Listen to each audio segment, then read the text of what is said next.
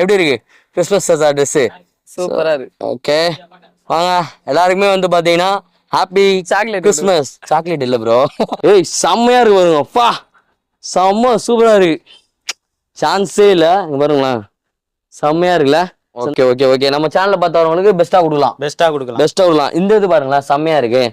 இது எவ்வளவு ப்ரோ வரும்? அது 4900. இது என்ன ஃபீட்? இது 4 ஃபீட்டா? 4 ஃபீட் உங்களுக்கு 4 ஃபீட் வரும். செம்ம லுக்கா இருக்கு பாருங்களேன். ஜஸ்ட் எவ்வளவு சொன்னீங்க?